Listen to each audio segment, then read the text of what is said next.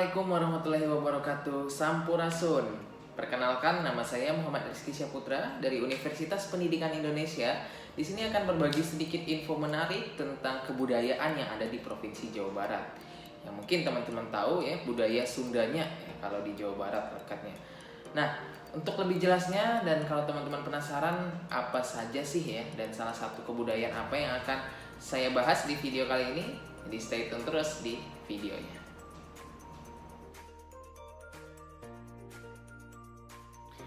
Nah, mungkin teman-teman di sini sudah nggak asing lagi kan dengan ikat kepala berwarna biru yang biasanya dipakai oleh Bapak Ridwan Kamil, ataupun tutup kepala yang biasanya dikenakan oleh cepot. Nah, itu adalah yang dinamakan dengan ikat Sunda. Jadi ikat Sunda itu merupakan salah satu kekayaan budaya yang masih erat, yang masih sering digunakan oleh masyarakat Sunda, khususnya masyarakat Baduy, Cipta Gelar, ataupun Kampung Naga dan lain-lain.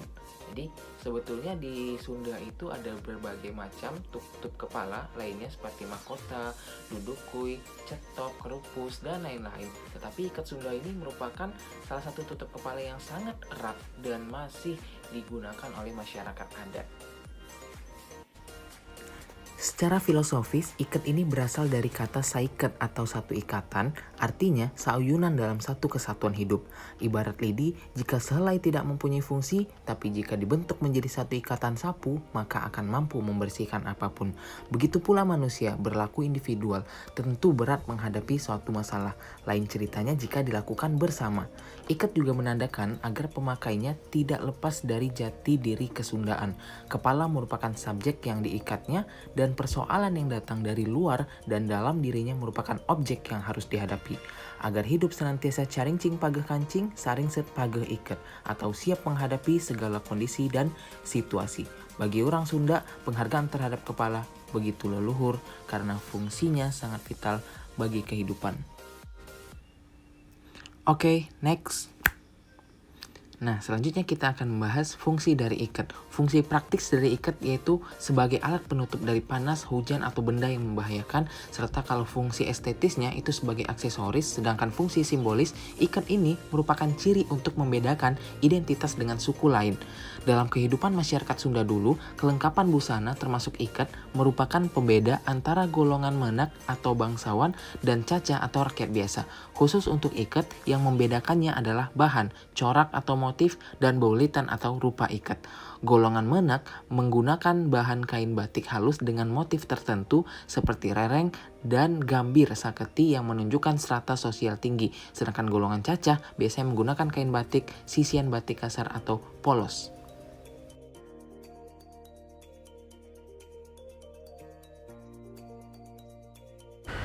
Nah, ikat pun punya beberapa motif. Motif dalam ikat dibagi menjadi 4 bagian, yaitu pagar, modang, waruga, dan juru.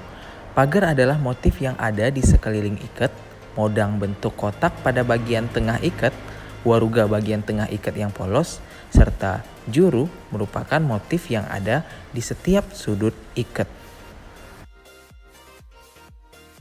Berdasarkan bentuknya, ikat Sunda itu dibagi beberapa menjadi jenis ikatan. Yang pertama, rupa ikat bihari. Rupa ikat bihari ini merupakan model ikat dari sesepuh zaman dulu di wilayah Pasundan dan dibentuk dari kain persegi 4 yang dilipat dengan aturan khusus. Ikat bihari ini masih dipakai dan dipelihara oleh masyarakat kampung adat Sunda sebagai identitas jati diri kawasan adat. Nah, ada beberapa contoh dari ikat bihari, diantaranya ada barang bang semplak, ada julang ngapak, ada parekos jengkol, ada parekos gedang, dan ada parekos nangka. Jadi bentuk dan macam-macam dari ikat bihari itu diantaranya 5 itu yang umumnya. Selain itu ada banyak lagi ya model-model dari ikat bihari. Diantaranya ada koncer, kuda ngancer, porteng, dan lain-lain. Teman-teman bisa cari juga dari berbagai sumber.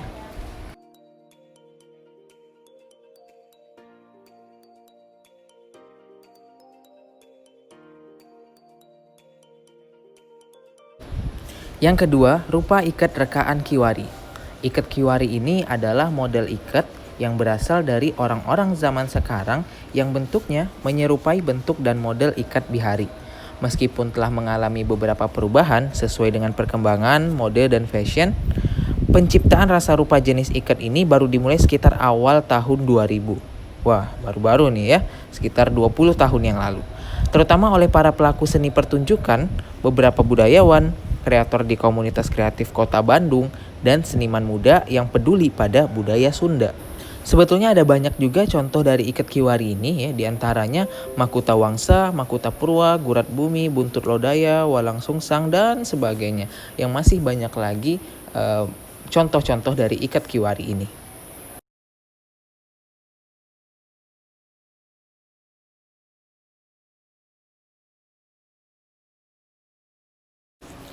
Yang ketiga, ikat praktis atau yang biasa dikenal dengan ikat panganter.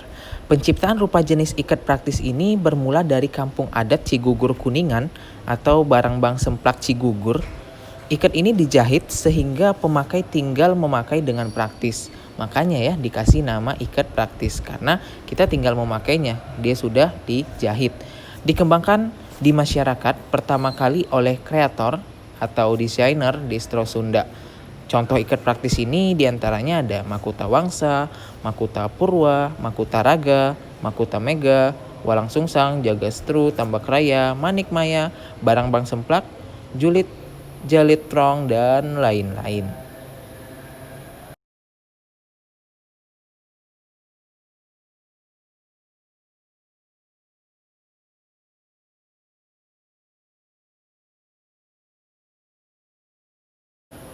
Yang keempat, ikat wanoja. Ikat wanoja adalah rupa ikat yang pantas untuk digunakan oleh kaum wanita, yaitu yang bentuk feminim. Nah, ikat wanoja ini mulai dikenalkan pada tahun 2011, sekitar 9 tahun yang lalu berarti ya, oleh komunitas ikat Sunda. Dan bentuk ikat ini pada awalnya dibentuk oleh selendang, namun saat ini sedang dalam pengembangan untuk mengenalkan ikat wanoja dengan menggunakan kain ikat yang biasa dipakai oleh pria.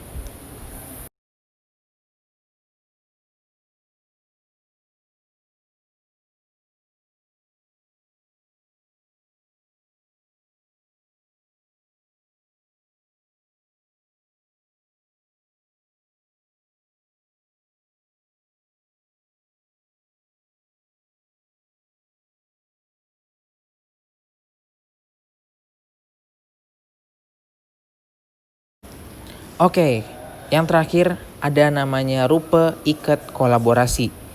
Rupa ikat kolaborasi ini biasanya dikenal dengan reka rupa. Reka rupa. Jadi ikat kolaborasi adalah rupa ikat yang mengalami modifikasi yang disebabkan kebutuhan khusus seperti untuk pertunjukan, pencantuman simbol atau logo tertentu, paduan fungsi, atau ciri khas produk lainnya. Penjelasan terkait salah satu budaya yang ada di Jawa Barat yang bisa saya sampaikan. Semoga bermanfaat dan menambah pengetahuan teman-teman untuk lebih mengenal kebudayaan yang ada di Jawa Barat. Ada kalimat dari budayawan Jacob Sumarjo yang perlu kita renungi dalam pemakaian ikat. Dia mengatakan, nu lima diopatkeun, nu opat ditilukeun, nu tilu diduakeun, nu dua dihijikan, nu hiji jadi kasep. Artinya apa? Artinya yang 5 dijadikan 4, yang 4 dijadikan 3, yang 3 dijadikan 2, yang 2 dijadikan 1, yang 1 jadi tampan. Jadi bukan sekedar gaya, tapi di balik ikat ini harus kita pahami makna-makna dari tiap lipatannya. Artinya ketika 5 dijadikan 1, itu seorang individu berusaha untuk mendekatkan diri dengan Tuhan yang satu. Jadi ikat ini adalah salah satu representasi estetika dari budaya Sunda yang di dalamnya terkandung filosofi dan nilai-nilai kesemestaan, nilai-nilai ketuhanan, dan nilai kebenaran yang perlu kita pahami dan perlu kita ketahui. Maka dari itu, ayo sama-sama kita lestarikan budaya-budaya yang ada di Indonesia karena Indonesia kaya akan budayanya. Semoga bermanfaat. Terima kasih banyak atas perhatian teman-teman. Assalamualaikum warahmatullahi wabarakatuh.